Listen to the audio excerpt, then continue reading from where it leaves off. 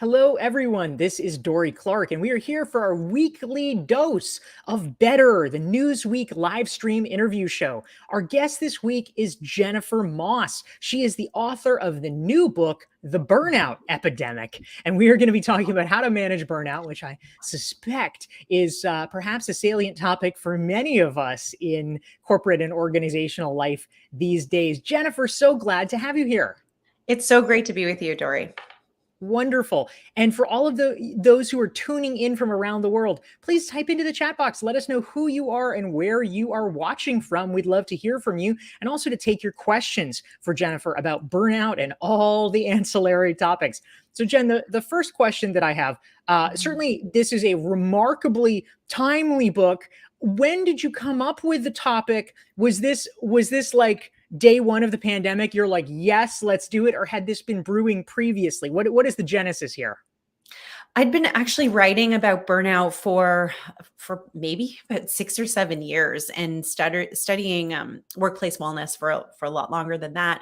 And what I had discovered, sort of being this person that was brought in to support happiness strategy, which was really ahead of its time. At that point, it was sort of like a nice to have. And I was there, and I was realizing that a lot of people were being given ice cream when they need water. And for me, that really stuck. I just felt like, okay, these people don't need these perks. They do at a point when they're healthy, but they're not healthy. So how do we get them there? So I started writing about it. I spent a lot of time with Harvard Business Review, sort of researching and writing with them. And then I started writing the book, and 20,000 to 30,000 words scrapped. The pandemic hit, and there was just so much tone deafness in it. It just didn't feel right. And not talking about remote work, because there was only 4% of the global workforce working remote at the time, and then 35%. So I had to sort of start new, but there was a lot of other legacy stuff and the root causes of burnout that I had included. So it has definitely been a passion project for a long time. That's great. Jennifer Moss is here with us. She is the author of the book, The Burnout Epidemic. So an important question for most of us who are watching, much like medical students who, read the Grey's Anatomy and then are like, I think I have that. Yes. How do we know if we're burned out? I think everybody has, sort of maybe some elevated stress after the past couple of years. We kind of all want a vacation, possibly we need a vacation, but how do we actually tell if that's legitimately burned out or not? What's the definition? What's the tripwire? That is a really important question, because for a long time we've had this sort of nebulous definition of burnout, and that's played a role in people feeling stigmatized by it. And, there is a definition that was finally, created. It had been 40 years in the making, mind you, but in 2019, the World Health Organization identified burnout as institutional stress, occupational stress left unmanaged. And it shows up in these 3 major signs of exhaustion and depletion, and not just I'm feeling fatigued, but, waking up in the morning and feeling just like you can't get out of bed. It's really hard to make it through a day. High levels of disengagement from your work, and not like how we measure engagement and disengagement inside of organizations, but more like this mental and emotional distance from our jobs. We're not feeling like we're good at what we do anymore. We don't feel like we're adding value. We're not contributing. And then finally, this level of cynicism. So how often are we using words like, it's always going to be like this, it's never going to change, we have no control, we feel very consistent negativity towards our jobs or our workplaces. And if we're feeling this like 2 or 3 times a week or more over time, that's when we start to be at risk of burnout. And there is a difference between symptoms of burnout and hitting the wall. When we hit the wall, that is when we need to seek out support, therapeutics, pharmacological supports potentially, and other types of professional, mental health support. So that's the difference. And we could be feeling these symptoms and then be okay, but it's when we really feel all of these in tandem over time and it's not getting better, that's where we're really at the potential risk of hitting that wall. Really helpful. Thank you. We're here with Jennifer Moss. She is the author of the new book, The Burnout Epidemic. And I'm Dorie Clark. We're here with our weekly interview show, Better, which is sponsored by Newsweek. If you're enjoying the conversation, hit the like button, hit the share button so your friends can benefit. And we want to make sure to greet some of the wonderful folks who are tuning in from around the world. We have Kristen joining us from Philly. We have Oana from Athens, Greece. We have Haley from Dallas. Sylvia is joining us from Nigeria. We have Diana from Portugal. We have also Diana from South Carolina. We have Bauna from India. We have Shay from New Hampshire. Renee is joining from Costa Rica. Dominique from New Jersey. We have a LinkedIn friend from Ohio State. We've got Susan joining us. We've got Jenny from New Hampshire. And Larnie is joining us from the nation's capital. I love it. We're so glad to have all of you here. We're taking your questions for Jennifer Moss. She is an expert on burnout. Jennifer, something that I was fascinated by in your bio is that you are a member of a United Nations committee that is studying global happiness and looking at the most and the least happy nations around the world. What have you learned from these experiences, and where should we all move? Yes. Yeah. Well, Finland, the Netherlands, Sweden, we're always looking at these type Norway and, places where it seems like there's a lot of social supports. And we've also found that there is a lot of options for our political leaders. It's interesting. That's a big part. Trust in government plays a massive role in whether we're happy. Obviously, there's less gaps and economic disparities, and those are really big ones. But, the work that the council does is really try to look at, the United Nations Sustainable Development Goals when it comes to well-being, and think, how does this all play a role?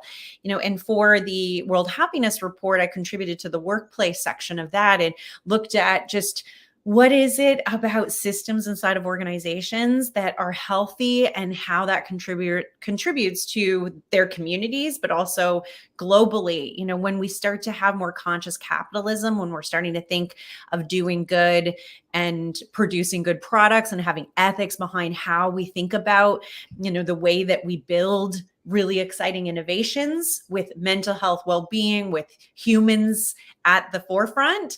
That is really what we're trying to get across, and realizing that you can be extremely successful, have great shareholder value, stakeholder value, your customers are happier and your employees are happier by doing that kind of human-centered effort. It doesn't mean that you have to, that's an expense. That's a nice to have. It's actually something that tangibly brings results for a lot of organizations.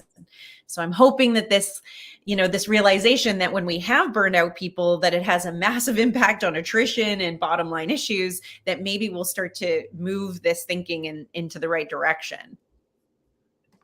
That's great. Thank you very much, Jennifer Moss. She's the author of the book, The Burnout Epidemic. We also wanted to say hi to our great friends tuning in. Raul is joining us from Miami. We have LinkedIn friends from Houston and the Bay Area. Deborah's in Fayetteville, Georgia. Cheryl's in Minneapolis, St. Paul. Sushma is back from India. We've got Thais from Sao Paulo. We have Donato from Mexico. Rebecca from Chicagoland. Alicia from Oakland. We have a LinkedIn friend from Sri Lanka and Aline from Brazil. We love having all of you. We're taking your questions.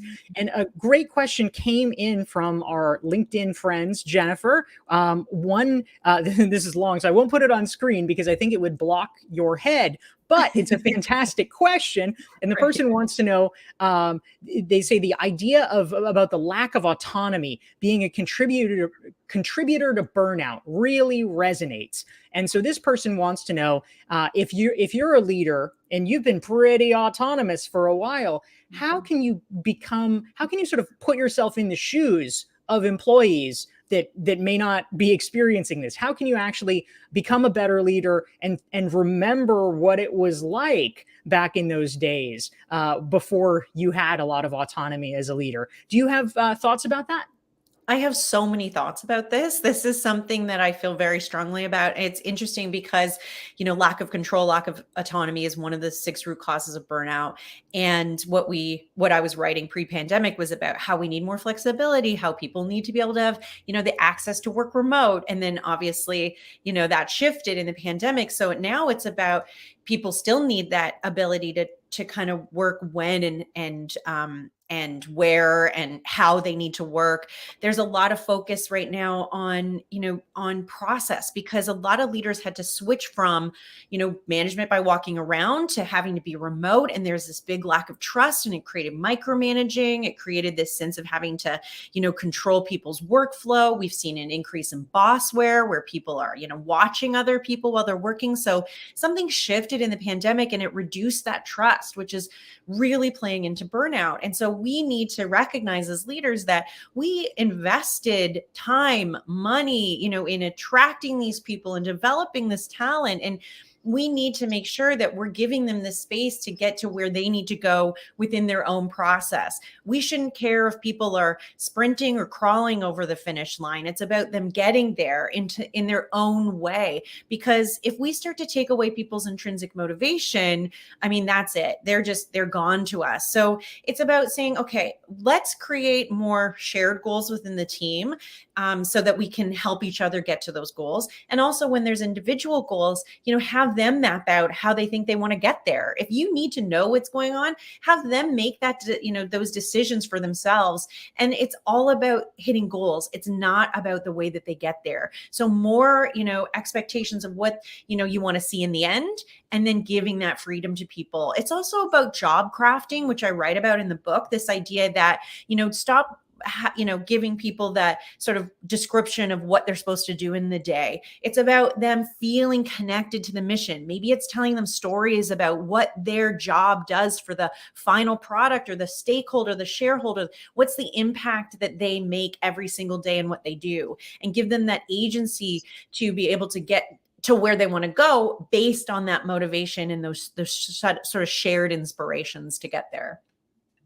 Fantastic. Thank you so much. We're here with Jennifer Moss. If you'd like to learn more about her work or her new book, The Burnout Epidemic, go to her website. It's jennifer-moss.com. And if you're enjoying these conversations, they happen every week, and you can learn more and sign up and get reminders. You can follow me on LinkedIn. Just go to dorieclark.com/LI. You can follow me there. You can also subscribe to my newsletter, where you will get reminders about these conversations. We want to say hi to some of the amazing friends who are joining us, many of whom join us every week, and we're so grateful. We have Manish joining from India. Rachel is here from Norway, and I hope Rachel is suitably extremely happy. Let's hope that is the case.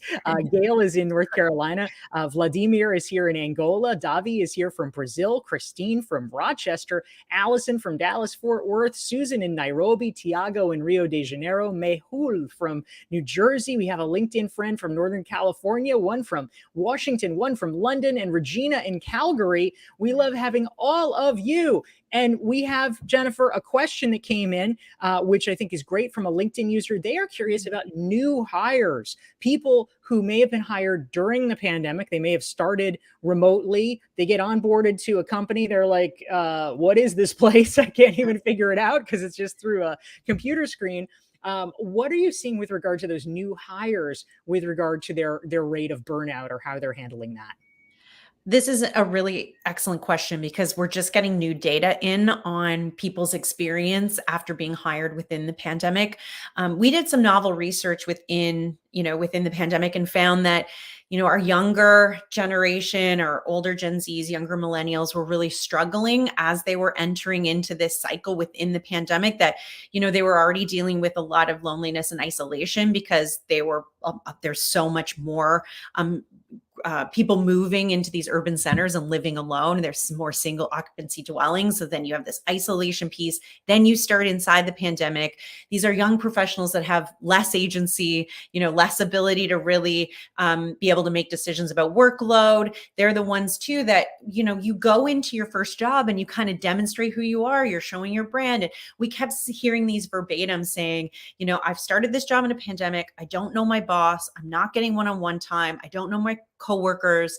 I feel like my career is atrophying. So you're seeing this demographic impacted for sure, but across the board, we measured, and other data supporting this measurement around, if you started in the pandemic, you're about 30 to to 40% on average less likely to feel connected to your coworkers. You're about 32% lonelier than if you started pre-pandemic. So there's something about seeing people in person and meeting them eye to eye and having that connection, and then, using technology to augment that relationship. So many people love this story. I love your Cat attack. I have my dog in the background too. But I love that what we're realizing is that we have totally, swung the pendulum too far in the other direction. We have made it so that there's just no relationships and no effort to make work fun. And there's no levity, there's no serendipity, there's none of those things that actually are the thing that makes work fun. And it's kind of like going to school and only studying math and languages all day and never getting recess and never getting, extracurriculars or gym and that's missing. And so we need to sort of swing the pendulum back in the middle a little bit, where there's flexibility, there's the option to have remote work. But when we are together, forming those relationships in that time together, instead of just going into the office, spending more time on Zoom, and then going back home to do the same thing. Use the time in the office to be very strategic about building relationships. And that, I think, is going to really help that group that's feeling sort of left behind or lonely, because productive working relationships is a huge factor in company success. Yeah, this is so true. We're here with Jennifer Moss. She's the author of the new book, The Burnout Epidemic. And I'm curious if for those of you who are tuning in, please type into the chat box. Let us know. Are you feeling burned out, or did you feel burned out during the pandemic? Where are you on the spectrum, on a 1 to 10 spectrum? How burned out are you at this moment? We're curious. We'd love to hear what you are experiencing. I'm seeing lots of great comments thanking Jennifer for her observations. And we want to say hi to some of the great friends who are joining us. Ryan is here from Washington State. Christian is tuning in from Alaska. Mona's in North Carolina. Jayanta is joining us. We have a LinkedIn friend from Florida. Sarah from California. Jeanette from Chile. We have Begum from Turkey. We have Yassine from Morocco. Sam from Salt Lake. And we have Rudy from France. Thank you all for joining us. We love it. And a question came in, Jennifer, from Haley. And Haley wants to know, how do you help managers who are working remotely with burnout, but the leaders are the problem? The leaders are driving this culture of being always on. And if you are the low man on the totem pole, there may not be, or there may not at least feel like, a lot you can do about it. If you want to be part of this culture, you've got to keep up. If you're feeling burned out, what do you do in those circumstances? We'd love your thoughts. I get this question all the time because this is the major problem. It's actually why I wrote the book in the way that I did. There's a lot of very important and helpful books on how to deal with your own burnout, but I wrote this book for managers to say, come on, we need accountability and leaders and organizations, because you need to model the change. You need to change the legacy. And if you don't model self-care, you don't model, managing workload, if you don't manage these ways of solving for this problem, employees can't be what they can't see. There's constant invisible pressures. You say, don't answer your email on the weekends and in the evenings, but I'm going to do it, or not on vacation, but I'm going to that is not healthy. And so I've been really advocating for leaders to adjust, which is very difficult for them because they do have more autonomy to take breaks when they need it. And so they get to work when they want to work. And yet they have to really walk the talk. But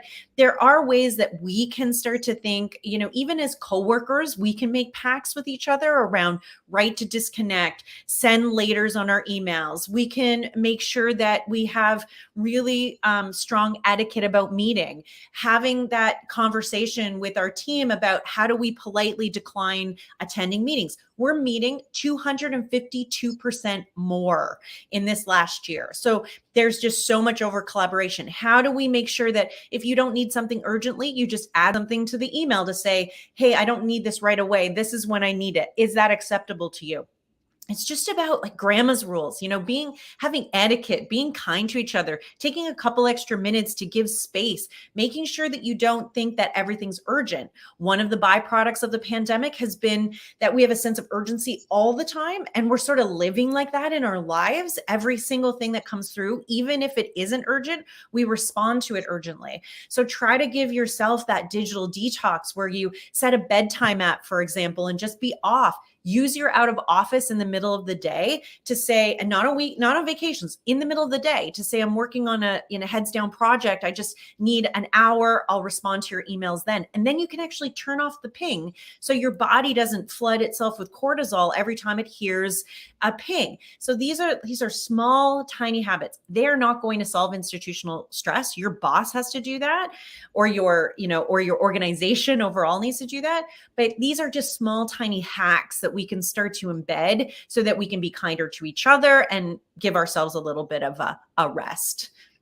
Really useful. Thank you very much. We're here with Jennifer Moss. She's the author of The Burnout Epidemic. You can find out more about her and her work at jennifer-moss.com. And we are here every Thursday at noon Eastern, 9 Pacific, 5 o'clock in London, talking about how to make your life better. I'm Dorie Clark here for Newsweek. We want to say hi to some of the amazing friends who are tuning in and joining us from around the world. We have so many great folks. Sandra is joining from the Dominican Republic. Bruno from Mozambique. Engi is here from the Philippines. We have Bree from Knoxville. We have Annette from SoCal. And we have India from Orange County. And we have many more folks joining us. Thank you so much. And great questions are coming in. A lot of people are really resonating with this, Jennifer. We have one LinkedIn friend saying, I am so burned out that I'm at my last 2 weeks of work, freaking out about finding a new role, but I realize remote work is not for me, at least not full time. I think probably, some people are loving remote work and other people are finding that it actually exacerbates their stress. So a lot of different reactions to all of this. I am curious about your perspective, Jennifer, on another question. Alicia wants to know, if you have an employee, let's say you're a manager, and if you have an employee that is just so burned out that they have lost access to their motivation. It's not even that, they can't get motivated. It's like their motivation is in another galaxy. Yeah. What do we do about that? How do we help this person? Can we help this person? That person probably needs some additional support. And the thing is with managers, and just human beings, we have this sort of discomfort in approaching someone that we know is going through something. And so I've been really advocating across the board for every individual and in organizations to take a mental health first aid course. It's really great if you're a manager to be able to handle certain situations and be able to have conversations and know, what body language you use in these types of conversations. But we also aren't supposed to be mental health professionals. We're supposed to be mental health conduits. So research up on maybe some tools that you have available within your organization. Is there anything in your employee assistance program that maybe could support? Is there something that's within, your ability to be able to provide that time and that space to get healthy? Having a conversation with that person to say, I want you to spend, even just a couple days really writing down what you think is causing your burnout. Is it workload? Are you dealing with other types of pressures? Is it difficult? We saw a lot of women disproportionately impacted by the pandemic because of the juggling of so many other demands. And is it that you can't separate? Is there no bifurcation between your work and life? Take some time and just really journal what you think is going on. And then let's come back and have a conversation about it and maybe come up with some solutions for how I can support you better. I don't know how to help if I can't, really figure out and get to the root of what's causing you the stress. So have that conversation and it starts the ball rolling, but making sure in the meantime that you're getting as much information about what may be able to, what may be a good solution from a mental health support standpoint. And, if all else fails, we do need to make sure that that person gets time to recover. When we have hit the wall, I interviewed Dr. Marie Asberg, who is based out of Switzerland, and she is incredibly, involved in just what does the therapy look like for those people that have hit the wall. We can look at recoveries that take almost 18 months to 2 years because it takes about 2 years to get to that wall. It can take 4 months to 18 months to 2 years to recover. And we only get that with with therapeutics, cognitive behavioral therapy, peer support, family support. So if it really is at that point, don't let it go on too long that we're not addressing it, because it could mean that that person is not just intrinsic, like lacking intrinsic motivation. They're gone. You've lost them permanently from your team. So if you really want to keep that person protected, then that's kind of the avenue you have to take. That's a great point. Jennifer Moss, she's the author of The Burnout Epidemic. We have amazing friends joining us. We have Phaedra from Connecticut. We have Gabriela from Uruguay. Juanita is joining us from Colombia. And we have Mayur joining us from Pune, India. We love having all of you.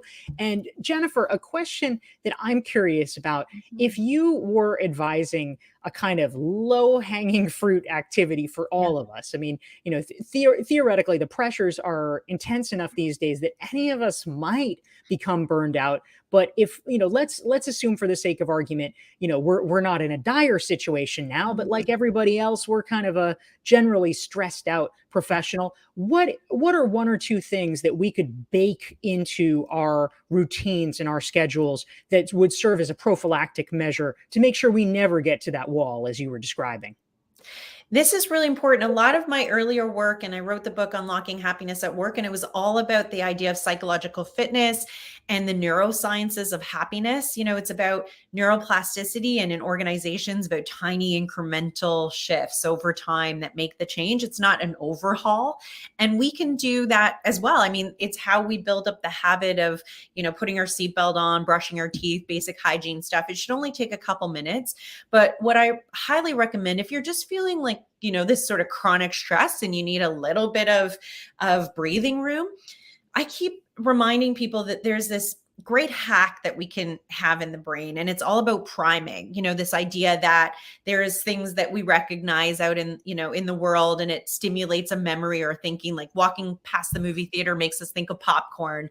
We have to create these primes in our day. So making sure that if you're not maybe taking those breaks every hour like we should, I would say, if you can, you should. But if you can't, make 2 times in the day where you take a very specific break. It's calendared.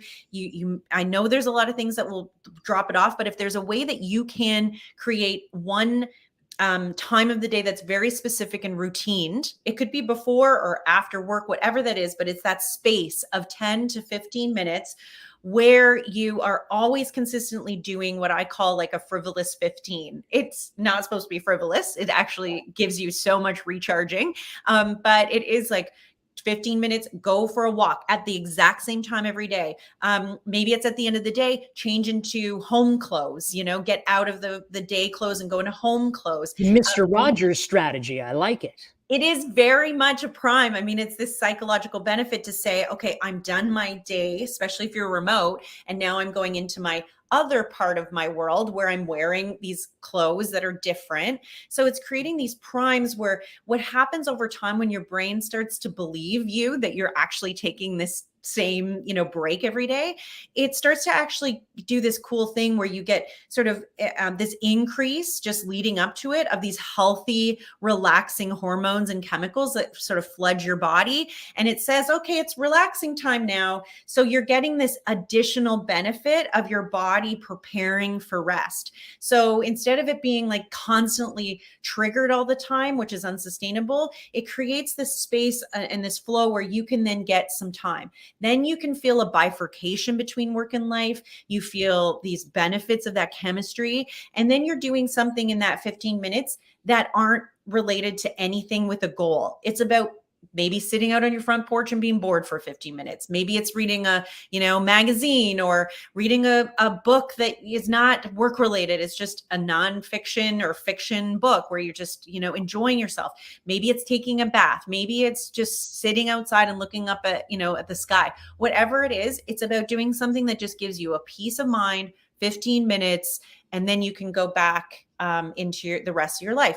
These things really do help you get that space that you need. And that, like, it sounds like it's so oversimplified, but there's so much great neuroscience that backs up why we should be doing it like this. So useful. Thank you very much. This is Jennifer Moss. You can learn more about her and her work at jennifer-moss.com. She's the author of the new book, The Burnout Epidemic. We want to thank all the wonderful friends tuning in. We had Henry joining us from Oakland, Shashitara from Houston, Linda from Boston, Ernesto from Miami, and all of you. Thank you for joining us. We're here every Thursday, noon Eastern, 9 Pacific. If you've enjoyed the conversation and want friends to benefit from Jennifer's insights about burnout and how we can all take better care of ourselves, hit the like button and hit the share button. And Jennifer Moss, thank you for joining us. Thank you. Thank you so much. And thank you all for joining in. It was incredible to see how far reaching this conversation goes. So thank you. Thank you all, and we'll see you next week.